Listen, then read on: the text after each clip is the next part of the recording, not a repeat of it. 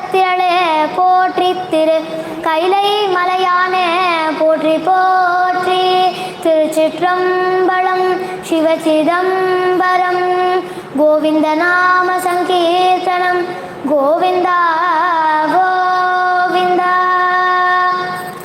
வக்ரதுண்ட மகாகாய சூரியகோட்டி சமப்ரப நிர்விக்னம் குரு மே தேவ சர்வகார்யேஷு சர்வதா மந்தஸ்மிதமுகாம்போஜம் மஹனீய குணார்ணவம் மதுராபாஷினம் சாந்தம் சர்வபூததயாபரம் பக்தவாத்சல்ய ஜலதிம் பரமானந்த விக்கிரகம் ஞானானந்தம் பிரபன்னோஸ்மி நிர்மல ஞான சித்தயே ஸ்மிருதி ஸ்மிருதி புராணானாம் ஆலயம் கருணாலயம் நமாமி பகவத்பாத சங்கரம் லோகசங்கரம். சத்குருநாத் மகாராஜ் கி ஜெய். ஸ்ரீயப்பதியான பகவானோட அனுகிரகத்தால் இன்னைக்கு இந்த நன்னாளில் காஞ்சி மகான்களோட பெருமையை பற்றி பேச எனக்கு வாய்ப்பு கொடுத்த பெரியவா எல்லாருக்கும் என்னோட நமஸ்காரங்களை தெரிவிச்சுக்கிறேன். என்னோட குருநாதர் எனக்குள்ளே இருந்து என்னை சொல்ல வைக்கணும்னு பிரார்த்தனை பண்ணிக்கிறேன். காஞ்சி மாநகரம் போவோமே நாம் எல்லோரும் கலியுக தெய்வம் காண்போமே எங்கு திரும்பினும் உனது திருவடி எக்குரல் கேட்பினும் உனது நாமாவளி அத்துணை தெய்வம் அங்கே கரைய அலங்கார தரிசனம் காண காஞ்சி மாநகரம் போவோமே நாம் எல்லோரும் கலியுக தெய்வம் காண்போமே. விழித்த கண்கள் குருவை நோக்க குவிந்த கைகள் கும்பிட்டு காண பழகிய பாதம் பிரதட்சணம் வைக்க பரம்பொருளின் தரிசனம் காண காஞ்சி மாநகரம் போவோமே நாம் எல்லோரும் கலியுக தெய்வம் காண்போமே. தவ்யாஜ கருணாமூர்த்தியான அம்பாளுக்கு பல நாமங்கள் இருக்கிறதா. அதே மாதிரி இந்த அம்பாள் இருக்கிற காமகோஷ்டங்கிற காஞ்சிபுரத்தோட பெருமையை பற்றி இப்போ பார்க்கலாம். அயோத்தியா மதுரா மாயா காசி காஞ்சி அவந்திகா புரித்வாரகதிஷ்சைவ சப்தைத்தே மோக்ஷதாயிகா. அதாவது இப்பேற்பட்ட புனிதமான ஸ்தலமா இந்த காஞ்சிபுரம். அதாவது தென்னாட்டில் இருக்க ஒரே ஒரு மோட்சபுரினா இந்த காஞ்சிபுரம் தானா. நேத்ரத்வயம் மகேஸ்வரச்ச காசி காஞ்சி புரத்வயம். அதாவது மகேஸ்வரனான இந்த சிவபெருமானுக்கு 2 கண்களாக இருக்கிறது தான் இந்த காசியும் காஞ்சியும். அப்பேற்பட்ட புனிதமான ஸ்தலமா இந்த காஞ்சிபுரம். ஒரு சமயம் பெரியவா கிட்ட ஒருத்தர் வந்து கேட்குறா, பெரியவா காசிக்கும் காஞ்சிக்கும் என்ன வித்தியாசம் அப்படின்னு கேட்குறா. அப்போ பெரியவா காசிக்கும் காஞ்சிக்கும் ஒரு இஞ்சி தாண்டா வித்தியாசம்னு ரொம்ப ஹாஸ்யமாக இந்த காஞ்சியோட பெருமையை பற்றி சொல்லியிருக்கா. வையகம் பெரினும் பொய்யுரைக்க மாட்டார் தொண்டை நாட்டார்னு புகழேந்தி புலவர் ரொம்ப அழகா நல்லோட நலவெம்பால சொல்லியிருக்கார். அப்பேற்பட்ட சத்யபிரத கஷேத்திரம் இந்த காஞ்சிபுரம். இந்த காஞ்சிபுரத்துக்கு பல பேர்கள் இருக்கிறது. கச்சியம்பேடு, கச்சியம்படி, சண்பகவனம் அப்படின்னு பல பேர்கள் இருக்கிறதா. இங்கே பிரம்மாவும் அம்பாளும் வந்து தபஸ் பண்ணதுனால இந்த காஞ்சிபுரத்துக்கு தபோவனம் அப்படின்னு ஒரு பேர். ஒரு சமயம் பிரம்மா ஒரு பெரிய யாகம் பண்ணுறார். அந்த யாகத்துக்கு பெருமாள் அவருக்கு அனுகிரகம் பண்ணுறதுக்காக இந்த காஞ்சிபுரத்துக்கு வந்ததுனால இந்த காஞ்சிபுரத்துக்கு விந்துமாபுரம் அப்படின்னு பேர். அதே மாதிரி இந்த காஞ்சிபுரத்தில் மூர்த்திகளும் இருக்கிறதுனால திருமூர்த்தி வாசம் அப்படின்னு ஒரு பேரா. இந்த பேர்பட்ட காஞ்சிபுரத்தோட பெருமையை நம்ம சொல்லிகிட்டே போகலாம். காமகோட்டி பீட்டவாசினி அம்ப காமகோட்டி பீட்டவாசினி காமாட்சி கௌரி லலித காமகோட்டி பீட்டவாசினி காமாட்சி கௌரி லலித சோமசேகராத சரீரிணி மம திரிபுர சுந்தரி காமகோட்டி பீட்டவாசினி कामकोटि पीठवासिनी कामाक्षि गौरी ललित कामकोटि पीठवासिनी कामराज बीज मंत्र रूपिणी कामराज बीज मंत्र रूपिणी कल्याणी ललिनी कालधरणि नीलधरणि करुणय मां पालय मालि कामकोटि अम्ब कामकोटि अम्ब कामकोटि पीठवासिनी अम्ब कामकोटि पीठवासिनी कामाक्षि गौरी ललित कामकोटि पीठवासिनी जगन्माता आदिपराशक्ति माता की जय. நவ்யாஜ கருணாமூர்த்தியான அம்பாளுக்கு பல நாமங்கள் இருக்கிறதா. ராஜராஜேஸ்வரி, அகிலாண்டேஸ்வரி, மீனாட்சி, விசாலாட்சி அப்படின்னு பல நாமங்கள் இருந்தாலும் காமகோஷ்டம் அப்படிங்கிற காஞ்சிபுரத்தான ஒட்டியான பீட்டத்தில் இருக்க அம்பாளுக்கு காமாட்சி அப்படின்னு பேர் வந்ததா. இதை சஹஸ்ரநாமத்தில் கூட சுமேரு மத்திய ஸ்ருங்கஸ்தா ஸ்ரீமன் நகரநாயிகா சிந்தாமணி கிருஹாந்தஸ்தா பஞ்ச பிரம்மாசனஸ்திதா மகாபத்மாட்டவி சம்ஸ்தா கதம்ப வனவாசினி சுதாசாகர மத்தியஸ்தா காமாட்சி காமதாயினி. அதாவது காஞ்சிபுரத்துக்கு சுதாசாகரம் அப்படின்னு ஒரு பேரா. சுமேர மத்தியத்துக்கு நடுவில் நம்ம எல்லாருக்கும் மகா திரிபுர சுந்தரியா காட்சி கொடுத்திருந்த அம்பாள் தான் இந்த காஞ்சிபுரத்தில் நம்ம எல்லாருக்கும் காமாட்சியாக காட்சி கொடுத்துட்டுருக்காளாம். இந்த காஞ்சிபுரத்தில் இருக்க காமாட்சி ஏன் ரொம்ப ஸ்பெஷல்னா, காமாட்சி அதாவது மிச்ச அம்பாள்லாம் எல்லா கோவில்லையும் தன்னோட ஸ்தூல சரீரத்தில் தான் காட்சி கொடுக்குறாராம். ஆனால் காமாட்சி தன்னோட சூக்ஷ்ம சரீரத்தோடையே காட்சி கொடுக்குறாளாம். காமாட்சிக்கு ஏன் காமாட்சி அப்படின்னு பேர் வந்ததுன்னா, மன்மதனுக்கு எல்லா சக்தியையும் பவரையும் கொடுத்தது பார்வதி பரமேஸ்வரர்கள் தான். ஆனால் இந்த மன்மதன் என்ன பண்ணா, தன்னோட சக்தியையே இந்த பிரம்மாவும் தேவர்களும் சொன்னான்னு சிவபெருமான அந்த யாகத்திலேருந்து கலைக்க நினைச்சான். நான் சிவபெருமான் என்ன பண்ணார், தன்னோட நெற்றிக்கண்ணை திறந்து அந்த மன்மதனை சாம்பலாக்கிடுறார். அப்போது அந்த மன்மதன் கிட்ட அம்பாள் பேசுகிறா, மன்மதா நீ இந்த மாதிரி எந்த வேலையும் பண்ண மாட்டேன்னு நினச்சிதானே உனக்கு நான் எல்லா பவரையும் நாங்கள் 2 பேரும் கொடுத்தோம். ஆனால் நீ இப்படி பண்ணிட்டேப்பா, இப்படி பிரம்மாவும் தேவர்களும் சொன்னானா உன்னோட சக்தியையே சிவபெருமான்கிட்டயே காமிப்பியா?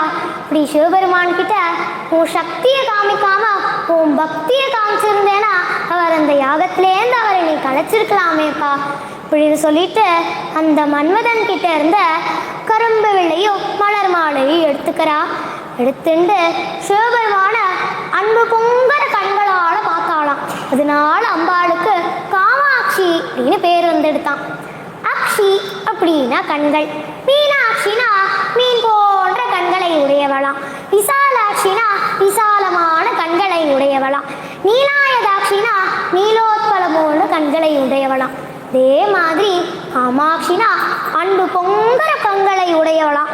கா அப்படின்னா சரஸ்வதி, மா அப்படின்னா லக்ஷ்மி. அதாவது சரஸ்வதியும் லக்ஷ்மியும் கண்களாக வச்சுருக்காளாம். அதனால காமாட்சியா. காமேஸ்வரனுக்கு இவ கண்களா இருக்காளா, காமேஸ்வரன் இவருக்கு கண்களா இருக்காளா, அதனால காமாட்சியா. இப்பேற்பட்ட காமாட்சியோட பெருமையை பெரியவா தன்னோட தெய்வத்தின் குரல்ல ரொம்ப அழகா சொல்லியிருக்கார். நிக்ஷுகோதண்ட புஷ்பேஷு பாஷாங்குஷகரோஜ்வலா உத்யத் சூரியை நிபான்மன்யை மகா திரிபுர சுந்தரி. அதாவது பெரியவா அம்பாளோட முகத்திலேருந்து ஆரம்பிச்சு பாதம் வரைக்கும் ரொம்ப அழகா வர்ணிச்சிருக்கார். இப்படி அம்பாளோட முகம் உதய சூரியன் மாதிரி இருக்கிறதா. உதய சூரியனுக்கு அருணோதயம் அப்படின்னு ஒரு பேரா. அதாவது செவப்பா இருக்கிறது அம்பாளோட முகம். அதனால தான் அம்பாள் மேலே ஏதாவது வேண்டுதல் பக்தர்கள்லாம் வேண்டினா கூட அம்பாளுக்கு சிவப்பு புடவை சாத்துவா. அடுத்து அம்பாளோட கைகளை ரொம்ப அழகாக வர்ணிச்சுக்கிறார். சத்துர்பாவ சமன்விதா, அதாவது அம்பாள் 4 கையில் 4 வச்சுருக்காளாம். பாஷம், அங்குஷம், கரும்புகள், மலர் மாலை வச்சுருக்காளாம். மோஸ்ட்லி வில்லுனாலே இரும்புல தான் இருக்கும். ஆனால் அம்பாள் மதுரமான வில் வச்சுருக்காளாம். இதுக்கு ரொம்ப அழகா பெரியவா ஒரு தாத்பரியம் சொல்லுவா. அதாவது மதுரமான கரும்பு வில்லால மதுரமான நம்ம மனசை மதுரமா தன்வசப்படுத்திடுவாளாம் அப்படின்னு ரொம்ப அழகா சொல்லுவா. ஒரு வில்லுன்னு இருந்தாலே ஒரு நாள் இருக்கணும். அம்பாள் நாளுக்கு பதிலாக அந்த நாள்களாவே வண்டுகளை வச்சுருக்காளாம். அந்த வண்டுகள் பண்ற ஹீங்காரம் காதுக்கு ஹிதமா இருக்கிறதா. இப்படி அம்பாள் மலர் மாலை வச்சுருக்காள்ல, அந்த மலர் மாலை 5 குணங்களை ஆக்கர்ஷணம் பண்றதா. அதாவது அந்த மலர் மாலை தொடுறதுக்கு சாஃப்டா இருக்கிறது, அந்த மலர் மாலையோட வாசனை ரொம்ப வாசனையா இருக்கிறது, அந்த மலர் மாலை அதில் இருக்க பூவோட தேனை நம்ம ருசிச்சா அது ரொம்ப ருசியா இருக்கு. இப்படி நம்மளோட அந்த மலர் மாலையை வச்சுட்டு நம்மளோட 5 குணங்களையும் ஆக்கர்ஷணம் பண்ணிடுவாளாம். அம்பாள் பாஷம் அங்குஷம் வச்சுருக்கா. அதாவது பாஷத்தால நம்ம பாவங்களை நீக்கி அங்குஷத்தால தன்வசப்படுத்திடுவாளாம். இப்படி காமாட்சியோட பெருமையை சொல்றதுக்குனே ஒரு சம்பவம். அந்த சம்பவம் அபிராமி பட்டர் காலத்துக்கு முன்னாடி நடந்தது. ஒரு சமயம் பூனம் பிரதேசத்தை ஒரு ராஜா ரூல் பண்ணிட்டு இருக்கான். அந்த ராஜாவுக்கு நிறைய மந்திரிகள். அதில் ஒரு பிரதானமான மந்திரினா அவர் தான் ஸ்ரீனிவாச தீட்சிதர். அவர் ஒரு பெரிய காமாட்சி பக்தன். எப்போதும் காமாட்சி மேலே பூஜை பண்ணிகிட்டே இருப்பார்.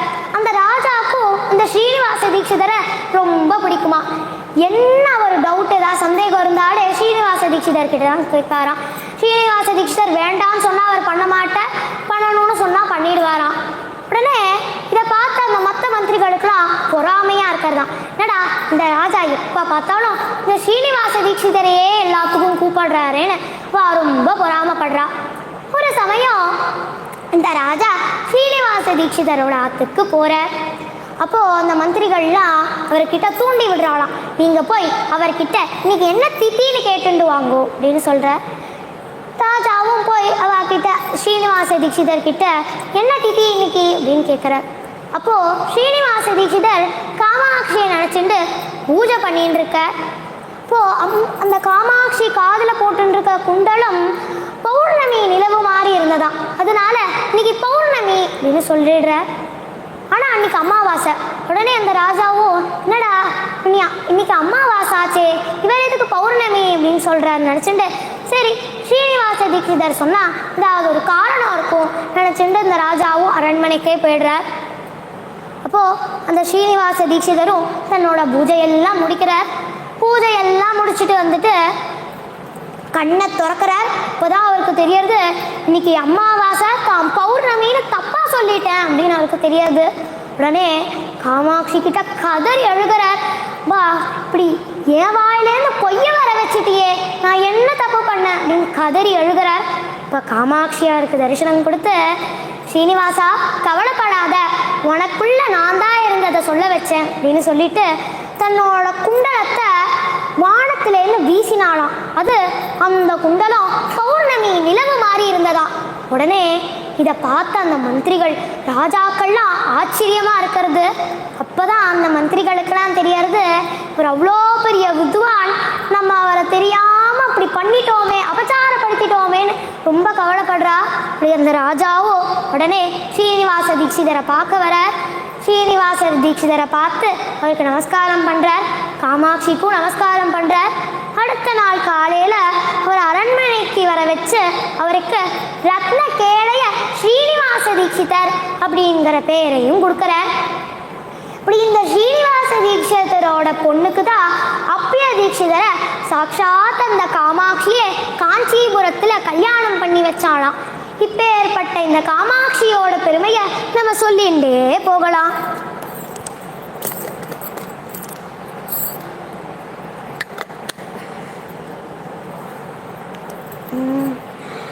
இப்படி காஞ்சிபுரத்துல ஒரு சர்வஜ்ஞ பீடம் இருந்ததா.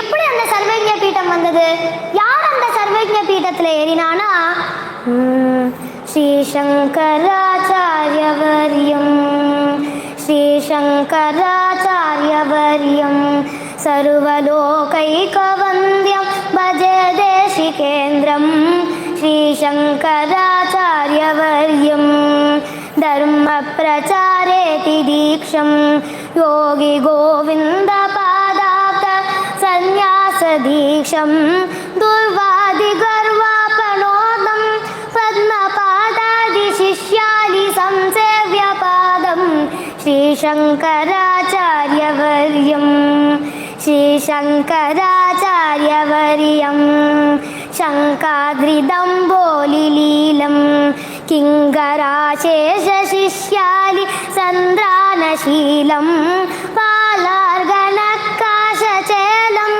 बोधिदाशेषवेदान्तकूडान्तजालं श्रीशङ्कराचार्यवर्यं श्रीशङ्कराचार्यवर्यम् रुद्राक्षमाला विभूषं चन्द्रमौलीश्वराराध नावाप्ततोषं विद्राविताशेषतोषं वक्त्रभूगप्रतं तं भक्तलोकस्य नित्यं श्रीशङ्कराचार्यवर्यं पापाटविचित्रभानुं पापाटविचित्रभानुं ज्ञानदीपेनार्तं तमोवादयन्तं द्वैपायनप्रीतिभाजं सर्वदा पापहामोकबोधप्रदं तं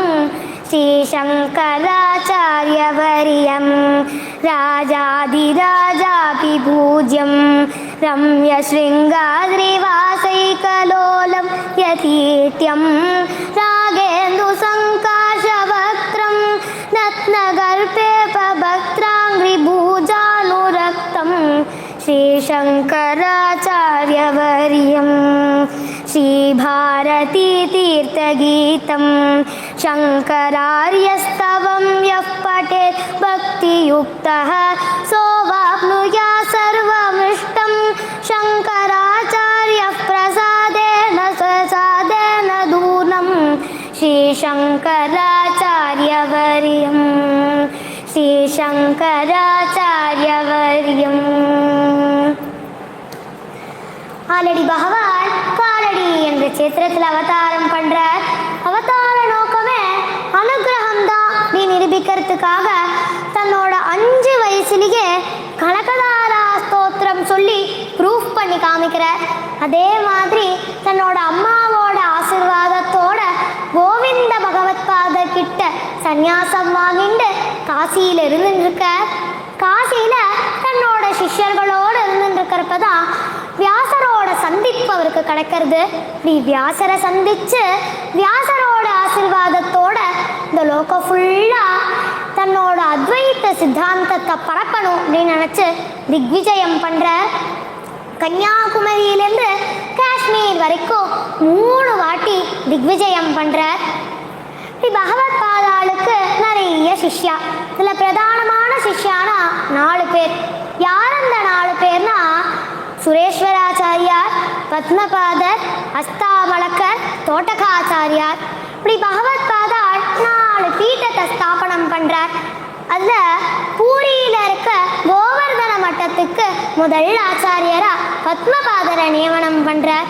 துவாரகாவில் இருக்க மகாகாளி பீட்டத்துக்கு முதல் ஆச்சாரியராக அஸ்தாமலக்கரை நியமனம் பண்ணுறார்.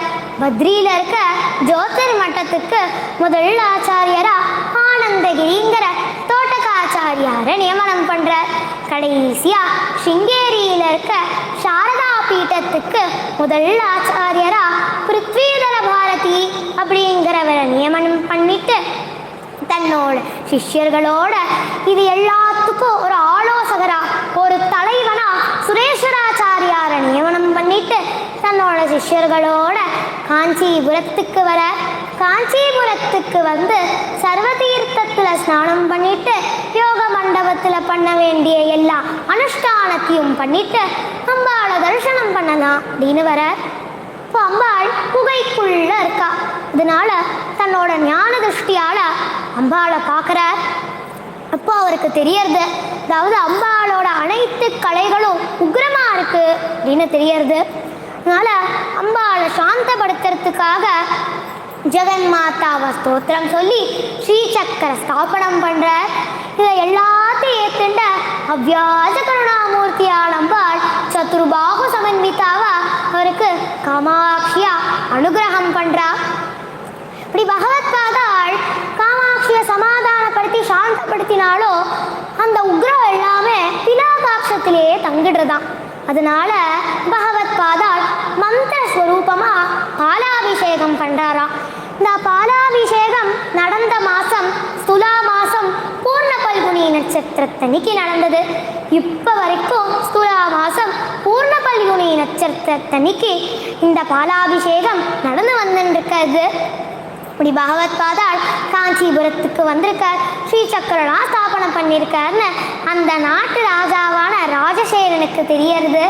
உடனே அந்த ராஜசேனன் பகவத் பாதாளை பார்க்கறதுக்காக வரா.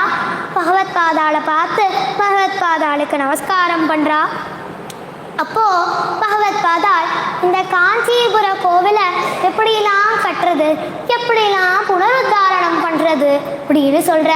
உடனே அந்த ராஜாவும் பகவத் பாதாள் சொன்ன மாதிரியே இந்த கோவிலை புனருத்தாரணம் பண்றாராம். இப்படி இனிமேந்து பகவத் பாதாள் நம்ம கூட தான் தங்க போறா, காஞ்சிபுரத்துல தான் இருக்க போறான்னு நாட்டு மக்கள் எல்லாருக்கும் தெரியறது. எல்லாரும் ரொம்ப சந்தோஷப்படுறா. பகவத் பாதாளுக்காகவே கோவில் பக்கத்துல ஒரு மட்டத்தை கொடுக்குறா. பகவத் பாதாளும் நல்ல நேரம் பார்த்து பிரவேசம் பண்ணி மேடை போட்டு அவர் கைலாசத்திலேருந்து 5 லிங்கத்தை கொண்டு வந்தார்ல, அதுல யோகலிங்கத்தை பிரதிஷ்டை பண்ணி சந்திரமௌலீஸ்வரரையும் ஆவாகனம் பண்ணி இந்த ஸ்ரீசக்கரத்தில் இருக்க மகா திரிபுர சுந்தரியும் ஆவாகனம் பண்ணி சந்திரமௌலீஸ்வரர் பூஜையை ஆரம்பிக்கிறார். அப்போ பகவத் பாதாள் ஆரம்பிச்ச அந்த சந்திரமௌலீஸ்வர பூஜை தான் இப்போ வரைக்கும் நிறுத்தாம நடந்து வந்துட்டே இருக்கிறது. இப்படி பகவத் பாதாள் இந்த காஞ்சிபுரத்தில் நிறைய ஸ்தோத்திரம் பண்ணியிருக்கார். அதில் ஒரு ஸ்பெஷலான ஸ்தோத்திரம்னா ஸ்ரீ மகா திரிபுர சுந்தரி வேத பாதஸ்தவம். ஏன் இந்த ஸ்தோத்திரம் ரொம்ப ஸ்பெஷல்னா இதில் ஒரு ஸ்லோகத்திலையும் 2வது வரியில ஒரு வேத வாக்கியம் வருமா. வேத பாதஸ்தவம் வக்ஷ்யே தேவ்யா பிரிய சிகீர்ஷயா யதா மதி மதிம் தேவஹ தன்னோ தந்தி பிரச்சோதயாத். வேத பாதஸ்தவம் வக்ஷ்யே தேவ்யா பிரிய சிகீர்ஷயா யதா மதி மதிம் தேவஹ தன்னோ தந்தி பிரச்சோதயாத். அதே மாதிரி பகவத் பாதாள் இந்த ஸ்தோத்திரத்துல திரிபுர சுந்தரியோட மகிமையை ரொம்ப விஸ்தாரமா சொல்லியிருக்காரா. அதே மாதிரி இதுதான் பகவத் பாதாள் பண்ண கடைசி ஸ்லோகம்.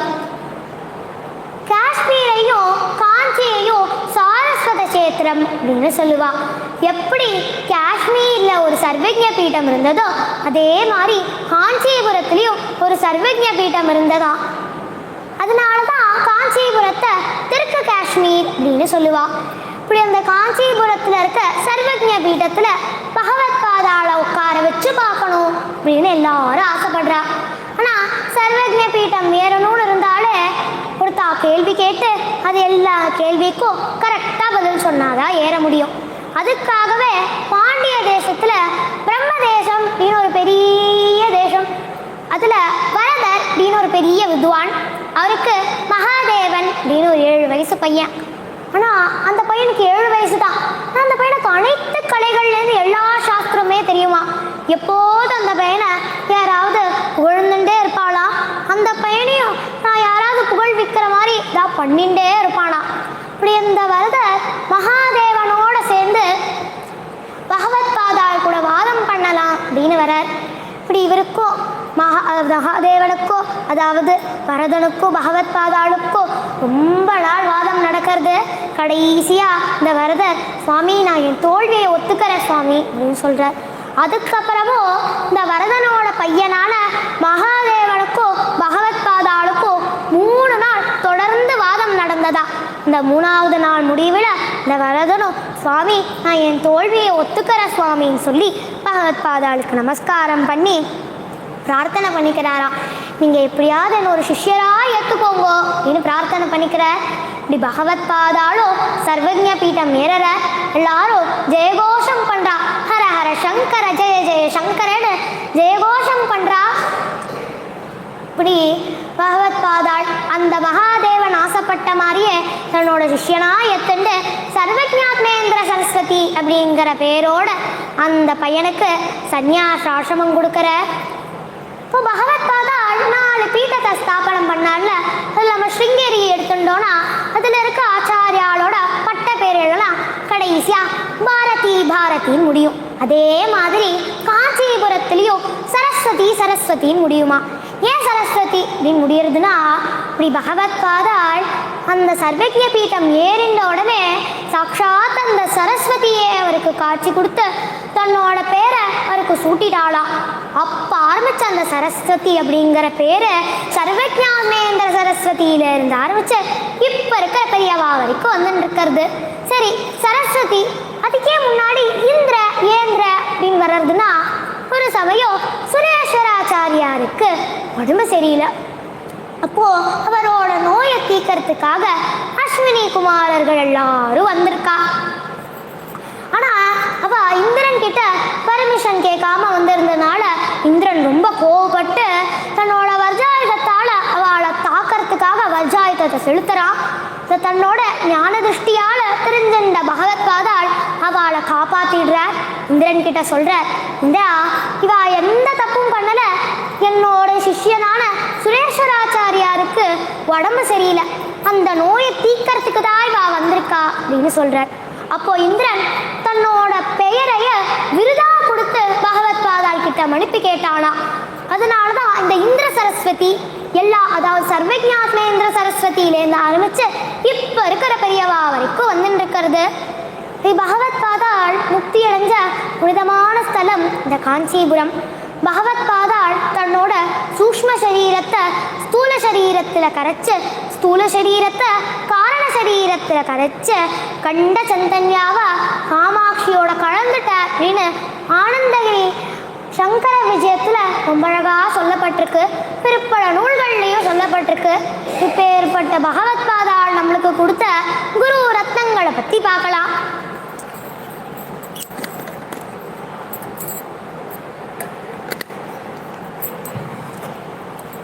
மூக்கசங்கரேந்திர சுவாமிகள் தான் காஞ்சி மடத்தோட 20வது பீடாதிபதி.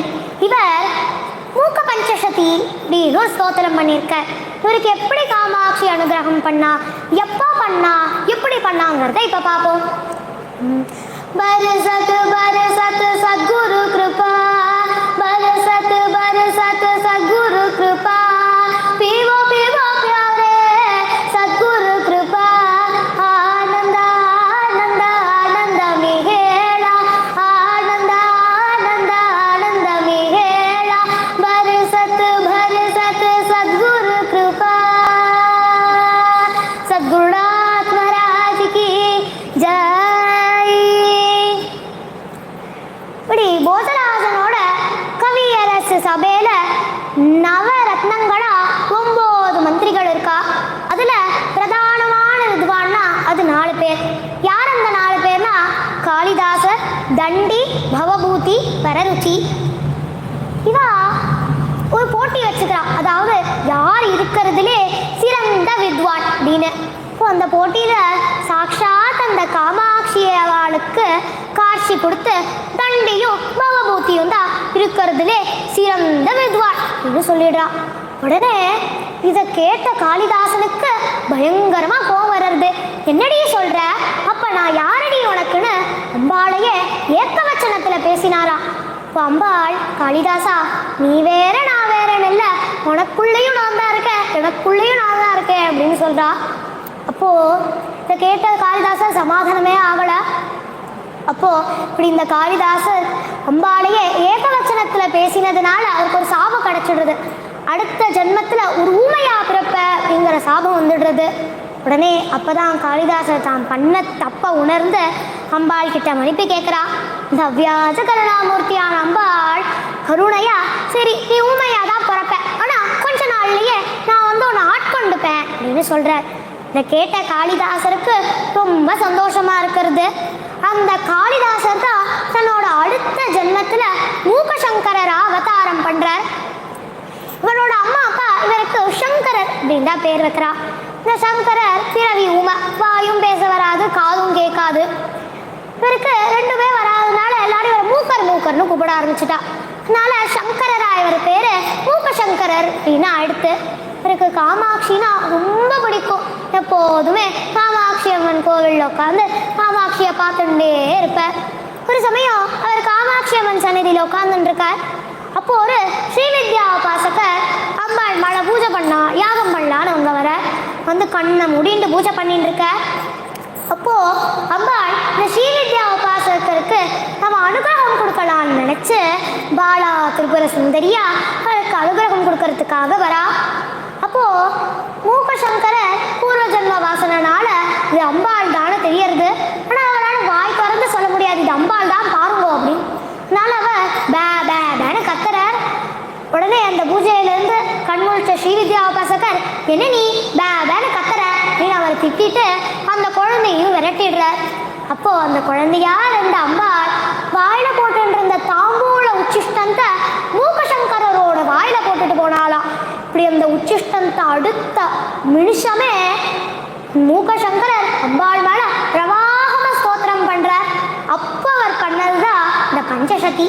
இந்த மூக்கர் பண்ணதுனால இதுக்கு மூக்க பஞ்சசதி அப்படின்னே பேர் வந்துடுத்தான். இந்த காமாட்சி அம்பாளோட பெருமைய எல்லா யுகத்திலையும் யாராவது ஒருத்தராவது ஸ்தோத்திரம் பண்ணிடுவாளாம். கிருத்த யுகத்துல வியாசர் 2000 ஸ்லோகங்களா சொல்லியிருக்கார். திரேதா யுகத்துல பரசுராமர் 1500 ஸ்லோகங்களா சொல்லியிருக்கார். துவாபர யுகத்துல தௌமிய ரிஷி 1000 ஸ்லோகங்களா சொல்லியிருக்கார். இந்த கலியுகத்துல மூக்க சங்கரர் 500 ஸ்லோகங்களா சொல்லியிருக்காராம். தமிழ் தாய்க்கு 5 இலக்கணங்களை அணிக்கலங்களா சொல்லுவோம். அதே மாதிரி காமாட்சிக்கும் 5 பாடல்களை அணிக்கலங்களா சொல்லுவா. லலிதா சகஸ்ரநாமம் தலைக்கு போட்டுக்கிற ராக்குடி, கிரீடம், சந்திரபேஷம், சூரிய பிரவேசமா இருக்கிறதா. சௌந்தர்யகரி காதுக்கு போட்டுக்கிற குண்டலம், மாட்டல், ஜிமிக்கியா இருக்கிறதா. ஆயா பிரசதி அப்படிங்கிற ஸ்தோத்திரம் கழுத்துக்கு போட்டுக்கிற முத்துமாலை, வைரமாலை, காசு மாலையா இருக்கிறதா. அபிராமி அந்தாவி கையில போட்டுக்கிற மோதிரம், வளையல், காலில் போட்டுக்கிற குலுசா இருக்கிறதா. இந்த மூக்க பஞ்சசதி எங்க பண்ணாரு? மூக்க பஞ்சசதியா காஞ்சிபுரத்துல பண்ண. காஞ்சிபுரம் ஒட்டியான பீட்டம் தானே, இதனால இடுப்புக்கு போட்டுக்க ஒட்டியானமா இருக்கிறதா இந்த மூக்க பஞ்சசதி.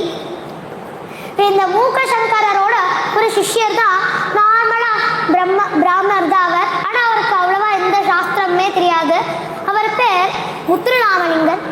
அவருக்கு மூக்க சங்கரன்னா ரொம்ப பிடிக்கும். இப்போது அவர் கூடயே இருப்பார். ஆனா மூக்க சங்கரர் அவருக்கு எந்த உபதேசமே பண்ணதில்லையா. இதனால அவர் ஒரு நாள் கேட்கிறார், சுவாமி எனக்கு ஏதாவது உபதேசம் பண்ணுங்கோளே அப்படின்னு சொன்னார். இப்போ அதுக்கு மூக்க சங்கரரும் அவருக்கு அனைத்து கலைகளும் சொல்லி கொடுத்தாரா. அப்படி ஆண்டியா இருந்தவரை அவர் சாட்சாத் ஒரு சமயம் அந்த முத்துராமலிங்கம் காஷ்மீருக்கு அரசனா இருந்தாராம். இதுலேருந்து நம்மளுக்கு என்ன தெரியறது?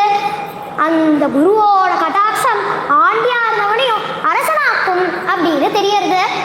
ஆனாலும் கடைசியா அந்த முத்துராமலிங்கம் எனக்கு இந்த அரச வாழ்க்கையெல்லாம் வேண்டான்னு சொல்லிட்டு திருப்பியும் மூக்க சங்கரர்கிட்டே வந்துடு. மூக்க சங்கரர் அவருக்கு சன்னியாசாசிரமம் கொடுத்து சர்வ பௌவ சரஸ்வதி சுவாமிகள் அப்படின்னு அவருக்கு சன்னியாசாசிரமம் கொடுத்து 21வது ஆச்சாரியரா ஆக்கிறார். இப்பேற்பட்ட மூக்க சங்கரரோட பெருமையை நம்ம சொல்லிண்டே போகலாம். சதாசிவ தனைத்தாள் நீங்க சதாசிவ பிரம்மம் சரண் போற்றி. அதாவது இந்த பரமசிவேந்திர சரஸ்வதி 57வது ஆச்சாரியாரான பரமசிவேந்திர சரஸ்வதி சுவாமிகளோட சிஷ்யர் தான் நம்ம சதாசிவமேந்திராள். பார்வதிக்கோ சோமநாதவளாதிகளும் 1000 கோடி தடவை ராமநாம ஜபம் பண்ணதுனால இவாளுக்கு ஆண் குழந்தை பிறக்கிறது. அந்த ஆண் குழந்தைக்கு சிவராமகிருஷ்ணர் அப்படின்னு பேர் வச்சு வளர்க்குற. விளையும் பயிர் புலையிலேயே தெரியும்னு சொல்லுவா இல்லையா, அதே மாதிரி இந்த சிவராமகிருஷ்ணருக்கு அவ்வளோ ஒரு தேஜஸா இருக்கு. அனைத்து கலைகள் எல்லா சாஸ்திரங்களையும் கற்றுக்கிறார். இருக்கு லௌகீகத்தில் இயல்பாடு இல்லை, அதனால தெய்வீகத்துக்காக ஒரு குருவை தேடின்னு இருக்க. அப்போ கும்பகோண காஞ்சி பீட்டத்துக்கு ஆச்சாரியராக இருந்த பரமசிவேந்திர சரஸ்வதி சுவாமிகள் கிட்ட நம்ம போய் அவரை குருவா ஏற்றுக்கலாம் அப்படின்னு அவர் கும்பகோணத்துக்கு போகிறார். கும்பகோணத்துக்கு போய் இந்த பரமசிவேந்திர சரஸ்வதி சுவாமிகள் கிட்ட பிரார்த்தனை பண்ணிக்கிறார். சுவாமி, ஒரு குருவா ஏற்று ஒரு சிஷ்யரா ஏற்றுண்டு எனக்கு சன்னியாசாசிரமம் கொடுங்கோ அப்படின்னு சொல்கிறார். இப்படி இவரோட தேஜஸை பார்த்துட்டு இந்த பரமசிவேந்திர சரஸ்வதி சுவாமிகளும் அவரை தன்னோட சிஷ்யரா ஏற்றுக்கிறார். இப்படி இந்த சிவராமகிருஷ்ணர் நிறைய தர்க்கவாதம் பண்ணுவாராம். இவர் கொஞ்ச நாள் கழிச்சு இந்த பரமசிவேந்திர சரஸ்வதி சுவாமிகள் கிட்ட அவர் அனைத்து கலைகளும் கற்றுண்ட உடனே இந்த பரமசிவேந்திர சரஸ்வதி சுவாமிகள் அவருக்கு சந்நியாச ஆசிரமம் கொடுத்து தன்னோட குருவோட பெயரான சதாசிவ பிரம்மேந்திர சரஸ்வதி சுவாமிகளோட பெயரையே இந்த சிவராமகிருஷ்ணருக்கு வைக்கிறார். இப்படி இந்த சுவாமிகள் சின்ன வயசுலேருந்தே நிறைய தர்க்கவாதம் பண்ணுவார். அது என்ன பண்ணுவார்னா அவரே பேசிப்பார், அவரே ஜெயிச்சுருவாராம். அதனால அவ எதிர்போட்டி போடுவா எல்லாருக்குமே கோவமா வருமா, என்னடா தர்க்கவாதம்னு வர இவரே பேசிக்கிறார், இவரே ஜெயிச்சுக்கிறாரே, அப்ப எதுக்கு நம்ம எல்லாரையும் வாதத்துக்கு கூப்பிடுறார் அப்படின்னு அவளுக்குலாம் கோவமா வந்ததாம். அதனால ஒரு சமயம் என்ன பண்ணானா ஒரு குருநாதர் கிட்ட போய் எல்லாரும் எல்லா வித்வான்களும் சேர்ந்து இப்படி உங்க சிஷ்யர் இருக்காரே தர்க்கத்துக்கு வந்தா எங்களெல்லாம் பேசவே விடுறதில்ல, அவரே பேசிக்கிறார், அவரே ஜெயிச்சுக்கிறார் அப்படின்னு சொல்றார்.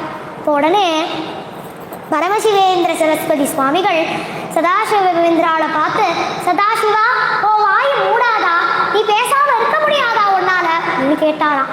அப்ப தன்னோட பேச நிறுத்தினவர் அதுக்கப்புறம் சுவாமிகள் பேசவே இல்லையா, பேச்சையும் துறந்து தன்னோட ஆடைகளையும் துறந்து திகம்பரனா இந்த லோகம் ஃபுல்லா திக்விஜயம் பண்ணாராம். இப்படி இந்த சதாசிவேந்திரா சுவாமிகள் பீட்டத்தில் இருக்கிறப்ப நிறைய கிரந்தங்கள் பண்ணியிருக்கார், நிறைய பாடல்கள் எழுதியிருக்கார்.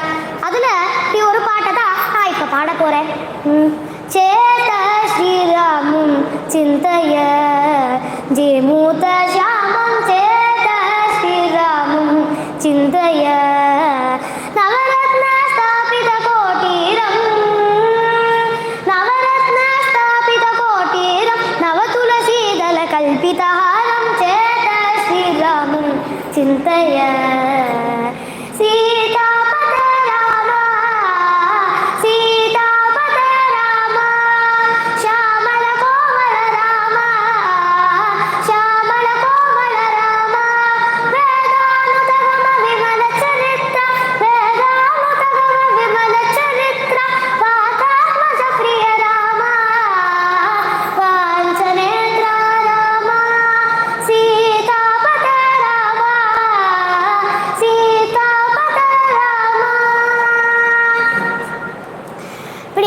சுவாமிகள் தானா போய் பிக்ஷை எல்லாம் எடுக்க மாட்டாராம்.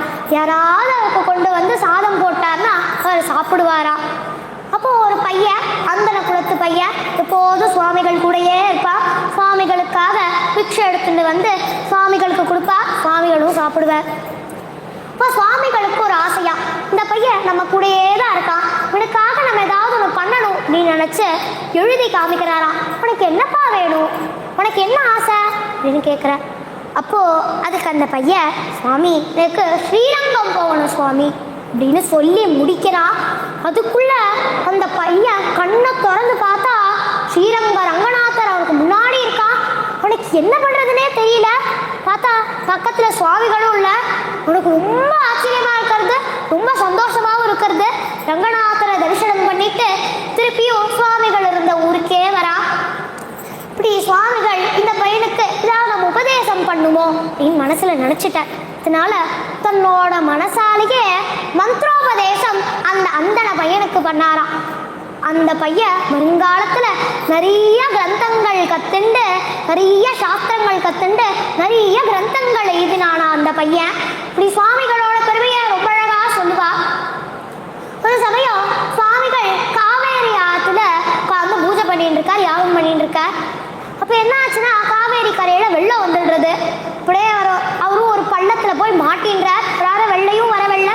ஆனால் அவருக்கு தெரியவே இல்லை தான் பள்ளத்தில் தான் மாட்டியிருக்கேன்னு. அவர் பாட்டு கண்ணை மூடின்னு பூஜை பண்ணிட்டு இருக்க. இப்படி கொஞ்ச நாள் ஆகுது. மேலே இருக்க தண்ணியெல்லாம் வற்றி ஃபுல்லாக மேலே ஃபுல்லாக மணலாக இருக்கிறது. அப்போது ஒரு விவசாயி வீடு கட்டுறதுக்காக அங்கேருந்து மணல் எடுக்கிறதுக்காக மம்முட்டியால் மணல் எடுக்கிறான். பார்த்தா டம்முன்னு ஒரு சத்தம் கேட்கறது. மம்முட்டியை எடுத்து பார்த்தா மம்முட்டி ஃபுல்லாக ரத்தம். உனக்கு என்ன பண்ணுறதுனே தெரியல. சதாசிவ பிரம்மேந்திரால் வெளில வரார். வந்துட்டு ஒரு பார்வை பார்த்துட்டு போயிடுறார். உடனே அவனுக்கு என்ன பண்ணுறதுனே தெரியல. இவர் இவ்வளோ பெரிய வித்வான், இவருக்கு நான் இப்படி பண்ணிட்டேனே அப்படின்னு சொல்லிட்டு வேக வேகமாக சுவாமிகள் பின்னாடி போய் சுவாமிகள் கிட்ட மன்னிப்பு கேட்டானாம். இப்போ சுவாமிகள் ஒரு நிமிஷம் அந்த விவசாயியோட கண்ணை பார்த்தாராம். அந்த விவசாயி அந்த ஒரு கட்டாட்சத்தால் கோடி கோடிகளுக்கும் ஒரு நிர்வாகியா இருந்தாலும் அப்பேற்பட்ட கட்டாட்சமான கண்ணா நம்ம சுவாமிகளுக்கு. சுவாமிகளுக்கு சின்ன குழந்தைகள்னா ரொம்ப பிடிக்கும். எப்போதுமே சுவாமிகளை சுற்றி சின்ன குழந்தைகள்லாம் விளையாடிண்டே இருப்பா. சுவாமிகளும் அவள் என்ன கேட்டாலும் உடனே கொடுத்துருவார். எப்போதும் கண்கண்டு ஜாச்சு அப்படின்னு கொடுத்துட்டே இருப்பேன். அப்போது ஒரு சமயம் இந்த குழந்தைகள்லாம் வந்து சுவாமி தாத்தா எங்களுக்கு மதுரையில் நடக்கிற சித்திர திருவிழாவுக்கு போகணும், எங்களை கூட்டிகிட்டு போகிறேன்னா அப்படின்னு கேட்குறான். அப்போது சுவாமிகள் ஒரு கையில் குழந்தை, இன்னொரு கையில் ஒரு குழந்தைன்னு எல்லா குழந்தையும் மாட்டின்னு எல்லாரையும் கண்ணை முடிக்க எழுதி, அதாவது மனசாலேயே பேசுகிறாராம். எல்லாரும் கண்ணை முடிக்கோ அப்படின்னு சொல்கிறார். கண்ணை திறந்துக்கோங்கன்னு சொல்கிறார். இந்த குழந்தைகள்லாம் கண்ணை திறந்து பார்த்தா மதுரை சித்திர விழாவில் இருக்கா. இந்த குழந்தைகளுக்கு அவ்வளோ ஒரு ஆச்சரியம், சந்தோஷமாக எல்லா இடத்துக்கும் போகிறா. சுவாமிகளும் எல்லா இடத்துக்கும் அவளை சுற்றி காமிச்சிட்டு அவளை சாப்பிட வச்சுட்டு திருப்பி எல்லாரையும் தூக்கிட்டு அவள் ஆற்றுலேயே வந்து விட்டுடுற. அப்போ அவள் எல்லாரும் சொல்கிறான், அம்மா அப்பா இன்னைக்கு சுவாமிகள் என்ன இந்த குட்டிங்கள் மதுரை சித்திர திருவிழாக்கு போடும் தெரியுமா, சுவாமி தாத்தா எங்கள் எல்லா இடத்துக்கும் சுற்றி காமிச்சார் அப்படின்னு சொல்லிதான் அந்த ஊர் மக்கள் எல்லாருக்குமே இந்த சுவாமிகளோட பெருமையை பற்றி தெரிஞ்சதா. இந்த சுவாமிகள் நிறைய நிலை இந்த மாதிரி பண்ணியிருக்காரா. ஒரு சமயம் அந்த காலத்துலலாம் திருச்சிய முஸ்லிம் ராஜா தான் ஆண் பண்ணிருந்தான். ஒரு சிற்றரசன் மாதிரி அவ அன்னைக்கு ஒரு நாள் தன்னோட ராணிகளோட அந்த ஊர் வெள்ள இருக்க மாளிகைல தோட்டத்தில் உட்கார்ந்துட்டு இருக்கான். இப்போ அந்த வழியா சுவாமிகள் வர. அப்போ சுவாமிகள் கிட்ட அந்த காவலாளி, சுவாமி நீங்க இப்படி போகாதீங்க, அந்த வழியே போயிடுங்கோ, ராஜாவும் ராணிகளும் இருக்கா அப்படின்னு சொல்ற. ஆனா சுவாமிகள் அதை கேட்ட மாதிரியே கண்டுக்காம அப்படியே போயிட்டே இருக்கார். அப்போ இதை பார்த்துடுறார். அதாவது சுவாமிகள் வரதை பார்த்து அந்த ராஜாவுக்கு பயங்கரமா கோபம் வர்றது.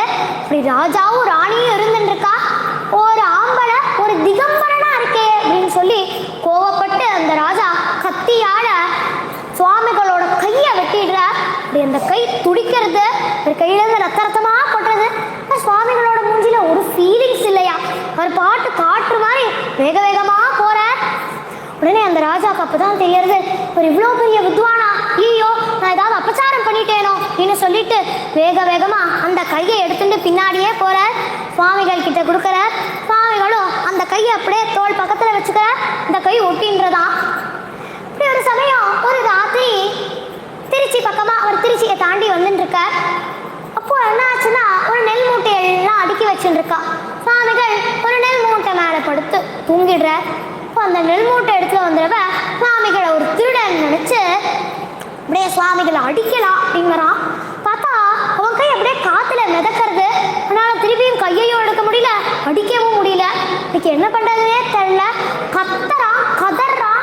அந்த ஊர் மக்கள்லாம் வந்து சுவாமிகள் கிட்ட பிரார்த்தனை பண்ணிக்கிறான், சுவாமி இவன் தெரியாம பண்ணிட்டான், நீங்க வித்வான்னு அவருக்கு தெரியாது அப்படின்னு சொல்ற. இப்போ சுவாமி கண்ணை திறந்து பார்க்குற, அந்த நெல் மூட்டை எடுக்கிறவனை பார்க்குற.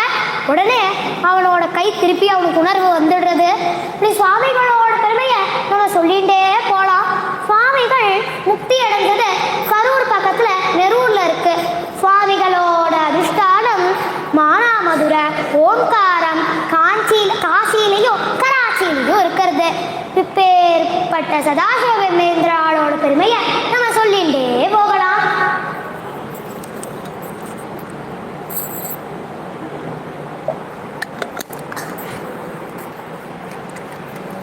போதேந்திர சரஸ்வதி சுவாமிகள் தான் காஞ்சி மடத்தோட 59வது பீட்டாதிபதி.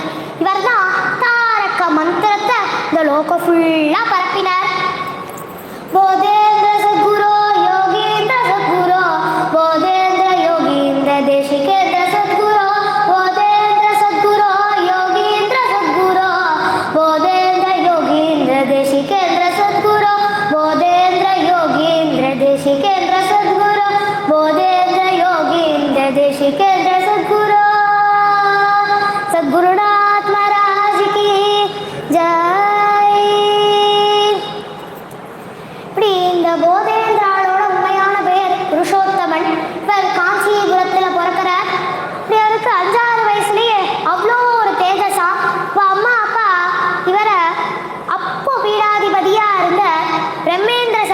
சுவாமிகள் கிட்ட கூட்டிட்டு போறா. அப்போ பிரம்மேந்திர சரஸ்வதி சுவாமிகள், நீ உன் பையனை மட்டத்துக்கு கொடுத்துடுறியா அப்படின்னு கேட்குறா. அப்போ அதுக்கு அந்த அம்மா அப்பாவும் சரி சுவாமி அப்படின்னு தன்னோட பையனை 5-6 வயசுலேயே மட்டத்துக்கு கொடுத்துடுறா. இப்படி இந்த புருஷோத்தமனோட உபநயனம் எல்லாமே மட்டத்தில் தான் நடக்கிறது. இந்த புருஷோத்தமன் தன்னோட 14 வயசுக்குள்ள அனைத்து சாஸ்திர கலைகள் எல்லாத்தையும் கத்துன்றான். எப்போதுமே தன்னோட குரு கூடையே இருந்துட்டு குரு பண்ணுற ஸ்லோகம் எல்லாத்தையும் சொல்லுவார். இப்படி இந்த புருஷோத்தமனோட ஃப்ரெண்டு மாதிரி ஒரு தோழன் தான் ஞானசேகரன். வா 2 பேரும் சேர்ந்து தினமும் அட்லீஸ்ட் 1000 கோடி தடவையாவது ராமநாம ஜபம் பண்ணிடுவாளாம். இப்படியவா பண்ணிகிட்டே இருக்கா. அப்போ ஒரு சமயம் இவளோட குருநாதர் காசிக்கு போகிறார். இப்போ அவர்கிட்ட சொல்கிறார், நான் காசிக்கு போகிறேன் அப்படின்னு சொல்கிறார். இப்போ புருஷோத்தமன், சுவாமி உங்களை விட்டு பிரிய உங்கள் மனசே இல்லை சுவாமி, நானும் அவங்க கூட வரட்டுமா அப்படின்னு கேட்குறார். அப்போ அதுக்கு சுவாமிகள், இல்லை நான் உனக்கு உத்தரவு கொடுத்ததுக்கப்புறம் நீ காசிக்கு வா அப்படின்னு சொல்கிறார். இப்படி அவரும் அந்த பீட்டத்திலேயே இருந்துருக்க. இப்படி சுவாமிகள் கிட்டேருந்து ஒரு நாள் உத்தரவு கிடச்சிடுறது. உடனே புருஷோத்தமனும் ஞானசேகரனும் காஞ்சிபுரத்துலேருந்து காசிக்கு போகிறார். போகிறதுக்கு முன்னாடி ஒரு பிரத்யங்கி எடுத்துக்கிறா. அதாவது காஞ்சிபுரத்துலேருந்து காசி வரைக்கும் நடந்து தான் போகணும். அந்த கால் வழியில் யாராவது தவிக்க முடியாமல் யாராவது ஒருத்தராவது இறந்து போயிட்டாடா அடுத்தவா காசிக்கு போய் விஸ்வநாதரை தரிசனம் பண்ணிட்டு கங்கையில் பிராணத்தியாகம் பண்ணிக்கணும் அப்படின்னு சொல்கிற பிரத்யங்கி எடுத்துட்டு அவளும் போகிறா. இப்போ நடுவில் அவரோட ஃப்ரெண்டான ஞானசேகரனுக்கு ரொம்ப உடம்பு முடியல. அப்பேற்பட்ட கால் வலி, அவரால் தவிக்க முடியல, அப்படியே தவிக்கிற.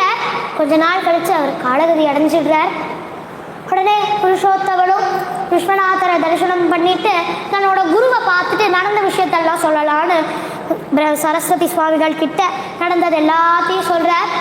தன்னோட குரு, நீ இப்படி பிரத்யங்க எடுத்ததெல்லாம் சரிதான், ஆனால் நீ இப்படி கங்கையில் பிராணத்தியாகம் பண்ணிக்கிறதுக்கு பதிலாக சந்நியாசம் எடுத்துக்கோயே, சந்நியாசம்ங்கிறது மறுபிறவி அப்படின்னு சொல்கிற. உடனே தன்னோட குரு சொன்னதை கேட்டுண்டு அவர் சந்நியாசம் ஏற்றுக்கிறார். தன்னோட குரு போதேந்திர சரஸ்வதி சுவாமிகள் அப்படிங்கிற பேரோட அவருக்கு சந்நியாச ஆசிரமம் கொடுக்குறார். இப்படி வரும் போதேந்திராலும் அவரோட குருவும் காசியிலே இருந்துட்டு இந்த தாரக மந்திரமான ராமநாமத்தோட பெருமையை நிறைய லோகக்ஷேமத்துக்காக லோகம் ஃபுல்லாக பரப்புறான். அப்போது அவரோட குருநாதர் போதேந்திரால, நீ காஞ்சிபுரத்துக்கு போய் அங்கே எல்லாருக்கும் இந்த ராமநாமத்தோட மகிமையை பற்றி லோகக்ஷேமத்துக்காக பரப்பு அப்படின்னு சொல்கிற. அதுக்கு போகிறதுக்கு முன்னாடி நீ பூரியில் ஜெகநாத கவியாத்துல பகவன் நாம கௌமுதி அப்படிங்கிற புஸ்தகத்தையும் வாங்கிட்டு காஞ்சிபுரத்துக்கு போ அப்படின்னு சொல்கிற. நீ குருவோட ஆளை ஏற்றுண்டு இந்த போதேந்திராலும் பூரிக்கு வர. இப்போ அது நடுராத்திரி, அதனால ஜெகநாத கவி எங்கே இருக்கு வீட்டுன்னு கேட்டு அவர் வரத்துக்கு ரொம்ப தாமதம் ஆயிடுறது. இப்போ அது நடுராத்திரினால அவர் கதவை தட்டாமல் அவளை எதுக்கு டிஸ்டர்ப் பண்ணிட்டுன்னு திண்ணையிலேயே உட்காந்துருக்க. இப்போது ஒரு தம்பதியர் வராளாம்.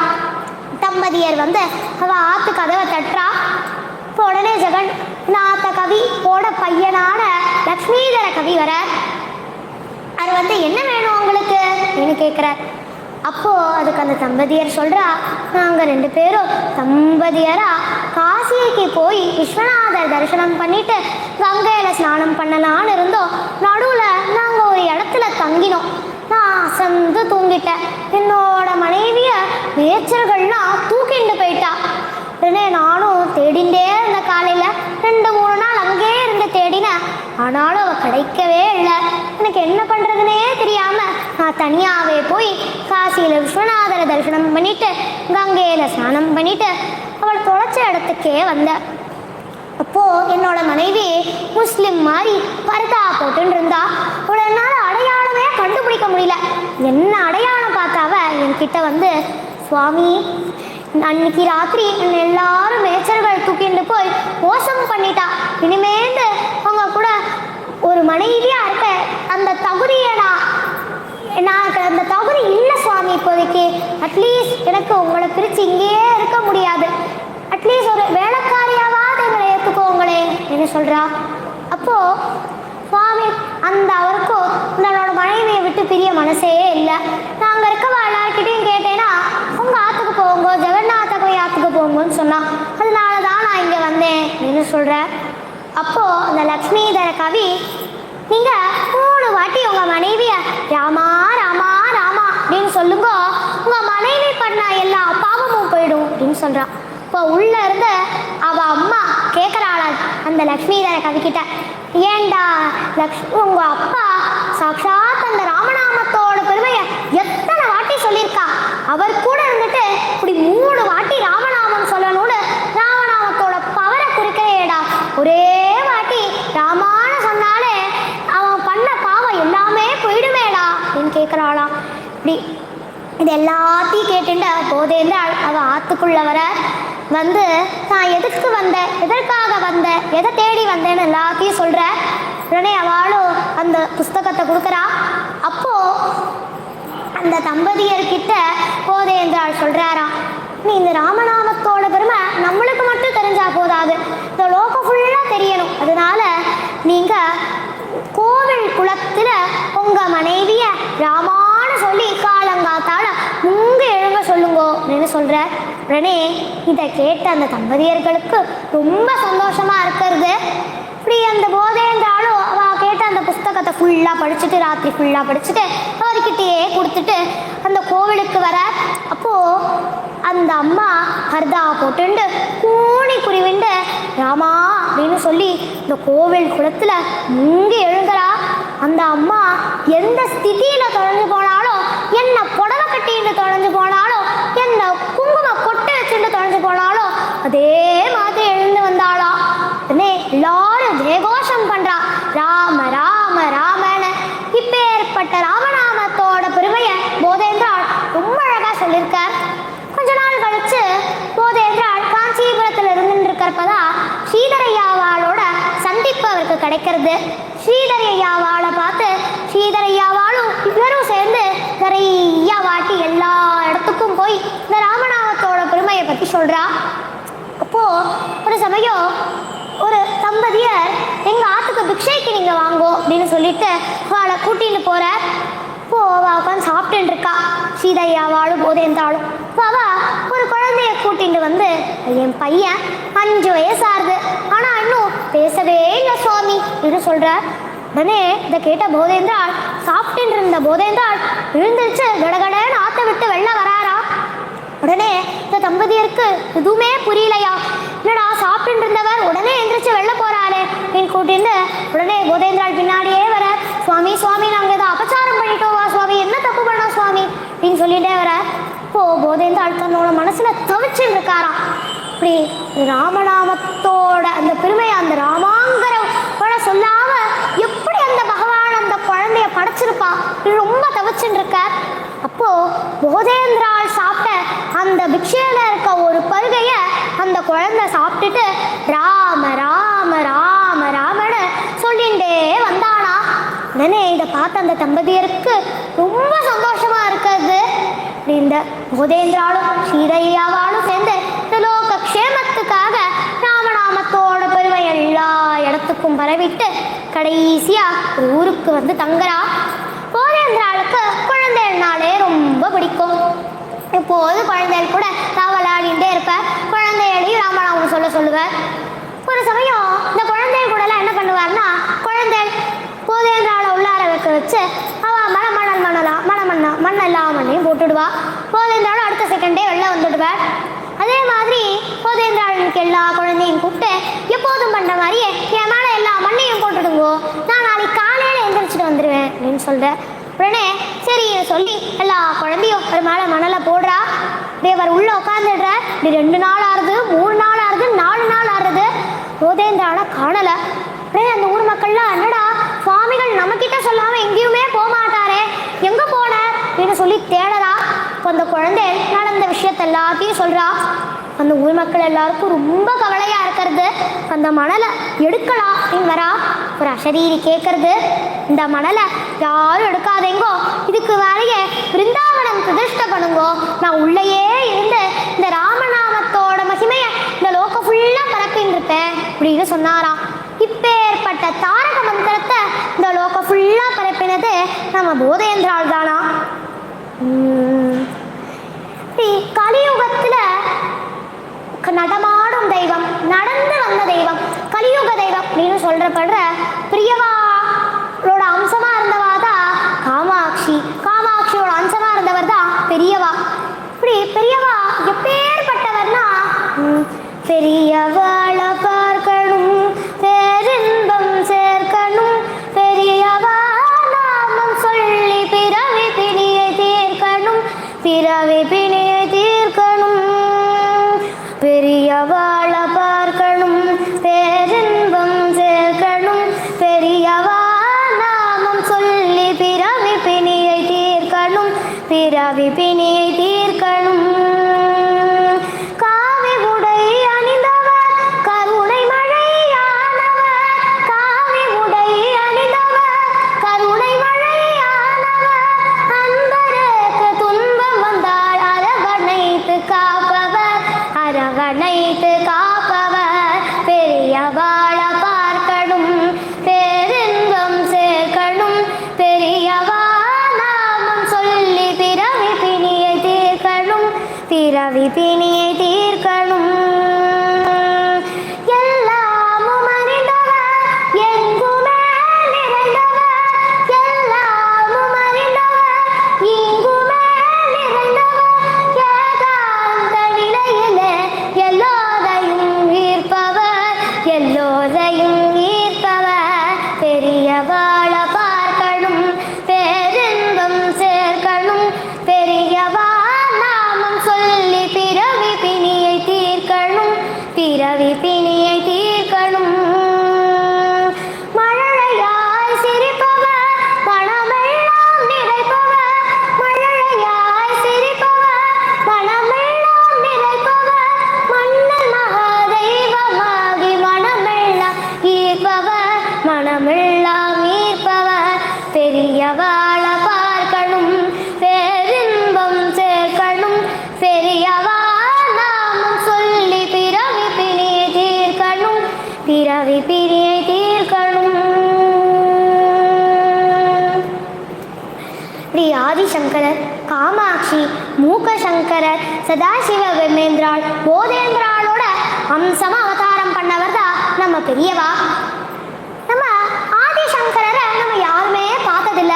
இந்த ஆதிசங்கரர் பகவத் பாதாள் பண்ண முதல் ஸ்தோத்திரம் கனகதாரா ஸ்தோத்திரம். அந்த கனகதாரா ஸ்தோத்திரம் சொல்றப்ப கனகமழை பெஞ்சதோ அதே மாதிரி பெரியவாளுக்கும் ஒரு வாட்டி கனகதாரா ஸ்தோத்திரம் சொல்றப்ப கனகமழை பெஞ்சதான். அது எப்படி பெஞ்சதுன்னா, ஒரு சமயம் பெரியவா காமாட்சி அம்மன் கோவிலுக்கு வந்திருக்க, காமாட்சியை தரிசனம் பண்ற. அப்போ அந்த காமாட்சி அம்மன் கோவிலோட மேனேஜர் கிட்ட பேசுறார். ஏன் காமாட்சி அம்மனோட கோவில் இதுக்கு தங்க ரேகை போடலாமே கோபுரத்துக்கு அப்படின்னு கேட்குறார். அதுக்கு அவ்வளோ காசு இல்லை சுவாமி எங்ககிட்ட அப்படின்னு சொல்கிறார். அப்போ பெரியவாளும் ஆமாம் என்னோட பிக்ஷதா நாட்டத்துக்கு எல்லாருக்கும் வருது, என்ன பண்ணுறது அப்படின்னு ரொம்ப சோகத்தோட திருப்பியும் எல்லாருக்கும் தரிசனம் கொடுக்கறதுக்காக பீட்டத்துக்கே வந்துடுறார். இப்போ நிறைய பேர் வந்திருக்கா. அப்போது அதில் ஸ்ரீனிவாச தீட்சிதர் அப்படின்னு ஒரு பெரிய மகான், அவருக்கும் பெரியவாளுக்கும் நிறைய பிரக்ஷம், அதனால பெரியவாளை பார்க்கறதுக்காக வந்திருக்கார். அப்போது பெரியவா கிட்ட அவர் கேட்குறாரா, ஏன் பெரியவா நீங்கள் ரொம்ப சோகமாக இருக்கேன் அப்படின்னு கேட்குறா. ஸோ அதுக்கு அவர் சொல்கிறார், எனக்கு காமாட்சி அம்மனோட கோவில் அதுக்கு தங்கரேகை போடணும்னு ஆசையாக இருக்குது, ஆனால் என்கிட்ட அவ்வளோ காசு இல்லை, எனக்கு ஓவாயால் கனகதாரா ஸ்தோத்திரம் சொல்கிறியா அப்படின்னு கேட்குறார். உடனே அவரும் எனக்கு ஏதோ தெரியும் பெரியவா நான் சொல்கிறேன் அப்படின்னு சொல்லிட்டு இந்த ஸ்ரீனிவாச தீட்சிதரும் கனகதாரா ஸ்தோத்திரம் சொன்னாராம். இப்படியவ கனகதாரா ஸ்தோத்திரம் சொல்லி முடிக்கிற அந்த பெரியவாளை பார்க்க தரிசனம் பண்ண வந்தவா எல்லா பொம்மை நாட்டி கை காலில் போட்டிருந்த எல்லா தங்கத்தையும் கழட்டி வச்சாளா. இப்போ பெரியவா அந்த காமாட்சி அம்மன் கோவிலுக்கு போயிருக்கிறப்ப ஆசாரியை கூப்பிட்டு அந்த கூரைக்கு தங்க ரேகை போடுறதுக்கு எவ்வளோ தங்கம் வேணும் அந்த கணக்கை சொல்லுன்னு சொல்லியிருப்பா. அவரும் அந்த கணக்கு சொன்னார். அதே ஆசாரியை கூப்பிட்டு இதில் எவ்வளோ தங்கம் இருக்குது அந்த கணக்கை சொல்லு அப்படின்னு சொல்கிறார். அந்த காமாட்சி அம்மன் தங்க கூரைக்கு போட்ட கணக்கும் இந்த கணக்குக்கும் ஒரு குண்டுமணி மிஸ் ஆகாம கூட கரெக்டா இருந்ததா. இப்படி சாட்சாத் இந்த ஆதிசங்கரோட அம்சமா அவதாரம் பண்ணவர் தான் நம்ம பெரியவா. நம்ம எல்லாருமே காமாட்சி காமாட்சியோட சரித்திரத்தை பத்தி பார்த்தோம். காமாட்சி மூக சங்கரரை ஒரு ஊமையார் குழந்தைய இப்படி பேச வச்சாலோ அதே மாதிரி காமாட்சியோட அம்சமா இருக்க நம்ம பெரியவா ஒரு குழந்தைய பேச வச்சாராம். ஒரு சமயம் பெரியவாளை தரிசனம் பண்றதுக்காக ஒரு தம்பதியர் வந்திருக்கா, தன்னோட குழந்தையோட வந்திருக்கா.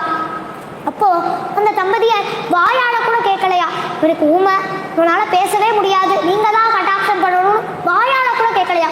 மனசார பிரார்த்தனை பண்ணிக்கிறாரா, எப்படியாவது இவனை பேச வச்சிருங்கோ சுவாமி அப்படின்னு மனசார பிரார்த்தனை பண்ணிக்கிறாரா.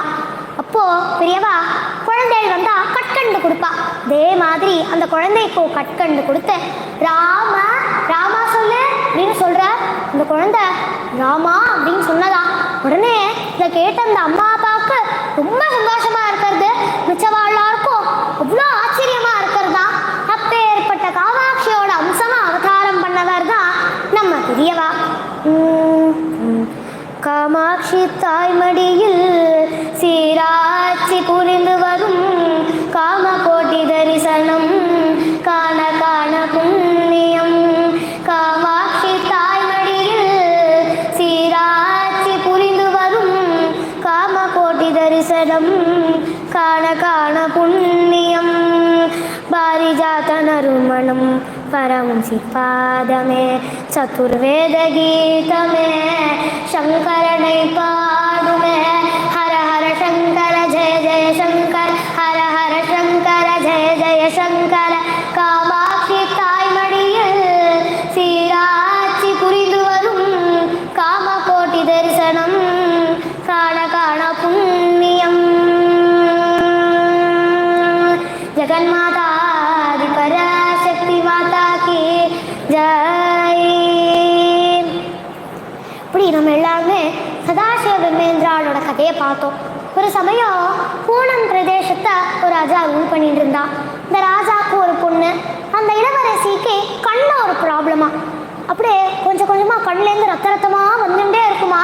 அப்படியே எல்லா வைத்தியர் எல்லா டாக்டர்கிட்டையும் போனாலும் அவள் எல்லாருமே இதுக்கு எந்த சொல்யூஷனுமே இல்லை. நீங்கள் அப்போது அவர் கடைசியாக ஒரு டாக்டர்கிட்ட போனாராம். அந்த டாக்டர் நீங்கள் வேணா தஞ்சாவூரில் இருக்க மாரியம்மனை பார்த்துட்டு வாங்கோ அப்படின்னு சொல்கிறார்.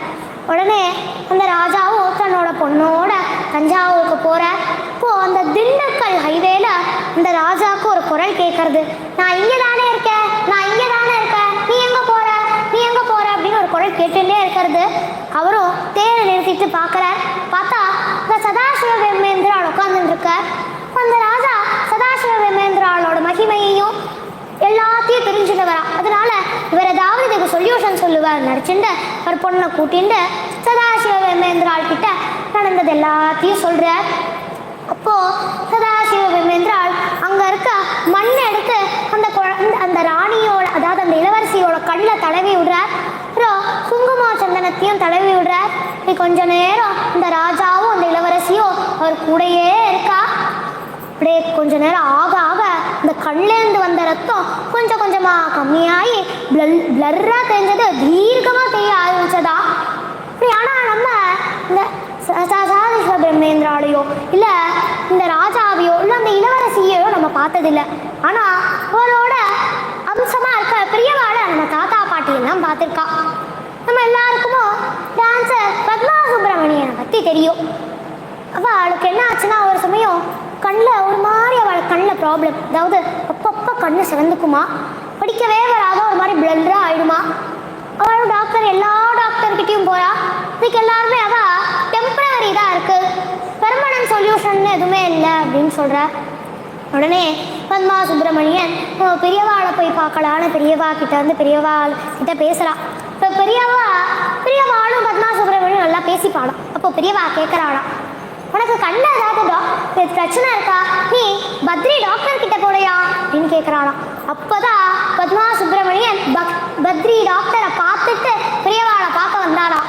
அப்பா இப்படி ஒரு பெரியவா நம்ம அம்மா மாதிரி கேட்குறாளே அப்படின்னு சொல்லிட்டு பத்மா சுப்பிரமணியன் நடந்தது எல்லாத்தையும் சொல்கிறா. இப்போ பெரியவா ஒரு நிமிஷம் பத்மா சுப்பிரமணியன் அவளோட கண்ணை பார்த்தாராம். அவளே அந்த கட்டாட்சத்தை உணர்ந்த மாதிரி அவளோட இன்டர்வியூலலாம் ரொம்ப அழகாக சொல்லியிருக்கா. அப்பேற்பட்ட சாட்சாத் அந்த சதாசிவரோட அம்சமாக இருந்தவர் தான் நம்ம பெரியவா. நம்ம எல்லாருமே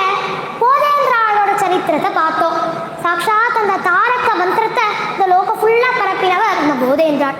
அதே மாதிரி இந்த போதேந்திராளோட அம்சமாக இருந்த நம்ம பெரியவாளும் ராமநாம மந்திரத்தை இந்த லோகம் ஃபுல்லாக பரப்பியிருக்காராம். ஒரு சமயம் என்ன ஆச்சுன்னா, ஒரு பாமர பக்தர் பெரியவாளை பார்க்கறதுக்காக வரா. அன்னைக்கு ரொம்ப கும்பல், எல்லாரும் லைனில் நின்றுருக்கா.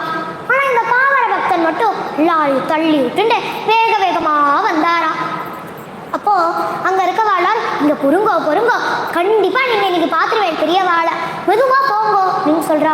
ஆனால் அவர் எதையும் கண்டுக்கல, வேக வேகமாக எல்லாரையும் தள்ளி விட்டுட்டு போகிறார். அப்போ பெரியவா அவரை கூப்பிட்டு, நீ அங்கே ஓரத்தில் உட்காந்துட்டு ராமநாமம் சொல்லு அப்படின்னு சொல்கிற. அவரும் அங்கே ஓரத்தில் உட்காந்துட்டு ராம ராம ராம ராமன் ராமநாமம் சொல்லிட்டு இருக்க. பெரியவாளும் எல்லாருக்கும் தரிசனம் கொடுத்துட்டு கடைசியாக அவரை கூப்பிடுற. இப்போது பெரியவா கிட்ட அவர், பெரியவா பெரியவா எனக்கு நிறைய பிரச்சனைகள் இருக்கு பெரியவா, நீங்கள் தான் எங்களை காப்பாற்றணும் அப்படின்னு சொல்கிற. இப்போ பெரியவா பொறு பொறு, உனக்கு என்ன பிரச்சனை அப்படின்னு சொல்கிற. இப்போ அதுக்கு பெரியவா, பெரியவா ஒரு பிரச்சனையா ரெண்டு பிரச்சனையா, எல்லாமே பிரச்சனை தான் பெரியவா. என் பொண்ணுக்கு கல்யாணம் ஆகலை, என் பையன் ஒழுங்காவே படிக்க மாட்டேங்கிறான், என் அம்மா அப்பாவுக்கும் உடம்பு சரியில்லை, நான் சம்பாதிக்கிற பணம் யாருக்குமே பத்த மாட்டேங்கிறது, அதனால நிம்மதியே இல்லை பெரியவா அப்படின்னு சொல்கிறா. இப்போ பெரியவா, இவ்வளோ நேரம் நீ என்ன சொன்ன அப்படின்னு கேட்குறார். அப்போ அதுக்கு ராமநாமம் சொன்னேன் பெரியவா அப்படின்னு சொன்னார். பெரியவா அதையே நீ தினமும் 1/2 மணி நேரம் சொல்லு அப்படின்னு சொல்கிறார். ஆனால் அவருக்கு எதுவுமே புரியலையா. என்ன பெரியவா சொல்கிறேன் அப்படின்னு கேட்குறார். இப்போ அதுக்கு பெரியவா, ராமநாமம் சொன்னால் யார் வருவா? ஹனுமன் வருவார். ஹனுமன் யாரோட அம்சம்?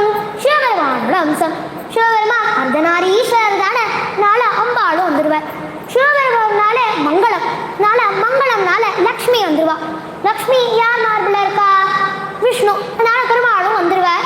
அடா அம்மா அப்பா மட்டும் போயிட்டாலேன்னு முருக விநாயகரும் வந்துடுவா. அடா எல்லா லோகமும் போயிடுத்தேன்னு பிரம்மா சரஸ்வதியும் வந்துடுவா. இப்படி எல்லா உமாச்சியும் உன் ஆற்றுல இருந்தா உனக்கு ஏதுடா துன்பம், ஏதுடா கஷ்டம் வரப்போகுதுன்னு ரொம்ப அழகா ஒரு பாமர பக்தனுக்கு புரிகிற மாதிரி கூட இந்த ராமநாமத்தோட மந்திரத்தோட பெருமையை பற்றி சொல்லியிருக்கார். ராமநாமம் சொல்வதே கலியின் கதியாம், அதையும் மறந்தார் அதோ கதியாம். ராமநாமம் சொல்வதே கலியின் கதியாம், அதையும் மறந்தார் அதோ கதியாம். ராம ராம ராம ராம ராம ராம ராம ராம், ராம ராம ராம ராம், ராஜா ராம் சீதாராம். சிவனும் பார்வதியும் சொல்லும் நாமமா, கவலையை போக்கி சாந்தி நல்குமா. ராம ராம ராம ராம ராம ராம ராம ராம், ராம ராம ராம ராம், ராஜா ராம் சீதாராம், ராஜா ராம் சீதாராம். பேர்பட்ட குருவோட பெருமையை பற்றி எனக்கு பேசுறதுக்கு கொடுத்துருக்க பெரியவா எல்லாருக்கும் என்னோட நமஸ்காரங்களை தெரிவிச்சுக்கிறேன். நான் வயசுலேயும் அனுபவத்திலையும் அறிவிலையும் ரொம்ப சின்ன குழந்தை. நான் பேசுனதில் ஏதாவது ஒரு தப்பு இருந்தால் என்னை மன்னிச்சு நான் ஆசீர்வாதம் பண்ணணும் அப்படின்னு பிரார்த்தனை பண்ணிக்கிறேன். ஜய ஜய ஜய குருவே, ஓம் ஸ்ரீ காஞ்சி ஜகத்குருவே, ஹர ஹர சிவயன பாடி பணிந்தோம், ஹர ஹர சிவயன பாடி பணிந்தோம், ஜகமெங்கும் அமைதியை தார். ஓம் ஸ்ரீ ஜய ஜய ஜய குருவே, தேகநலம் என்றும் வேண்டி வணங்கினோம் நீ காத்தருள்வாயே, பரமனே நீ காத்தருள்வாயே, தர்மம் தழைத்திட சாந்தி நிலவிட கருணை புரிவாயே. ஓம் ஸ்ரீ ஜய ஜய ஜய குருவே, கற்பூரமேன்றி ஆரதி செய்தோம் நல்வாழ்வருள்வாயே, மகானே நல்வாழ்வருள்வாயே, இரு கரம் குவித்தோம் அடைக்கலம் புகுந்தோம் ஆனந்தம் அழிப்பாயே. ஓம் ஸ்ரீ ஜய ஜய ஜய குருவே, சத்குருநாத் மகாராஜ் की जय. हर हरये हर हर महादेव गोविंद नाम संकीर्तनम गोविंद गोविंद गोपिका जीवन स्मरणम गोविंद गोविंद जानकी कांत स्मरणम जय जय राम राम कांचने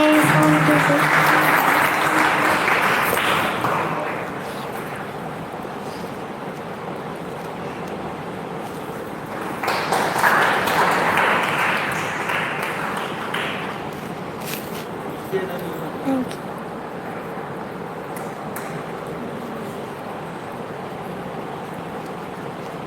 you.